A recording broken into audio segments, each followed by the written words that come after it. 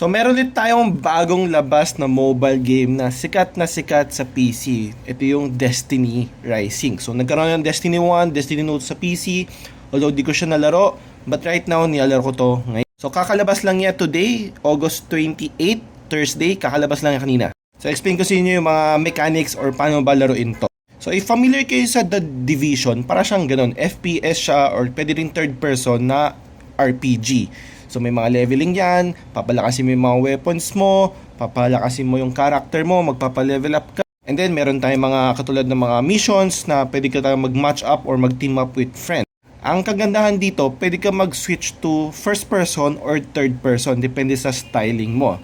So right now, ito itsura ng first person. Pero kung gusto mo mag-third person, pwede rin ganito din. Ang maganda pa dito, pwede kang gumamit ng controller dito or kung meron man gamepad ka dyan, supported siya dito. So mas convenient siyang laruin lalo na pag pagdating sa mga FPS, as much as possible meron kang joystick, gamepad, D-pad. So libre lang tong game na to, which means magkakaroon tayo ng mga gacha system. So if meron kang gustong kunin ng character, so dadaan ka sa gacha system. Meron din silang battle pass. I'm pretty sure mga games na libre ngayon, laging meron ng mga battle pass. So hindi rin mawawala yan dito. So far, na-enjoy ko naman siya. Ang dami mong pwedeng gawin kasi may pagka-open world din siya. But at the same time, hindi siya yung katulad ng mga MMORPG na isang tap mo lang, like auto-attack or auto-track na mga quest.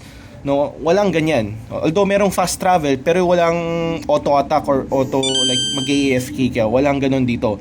So dapat very hands-on ka dito pa naglalaro ka nito. So, ito pala yung mga characters na available. Marami kang makukuha agad na characters dyan for free, no? Pero may ito mga parang mga legendary, yung mga orange.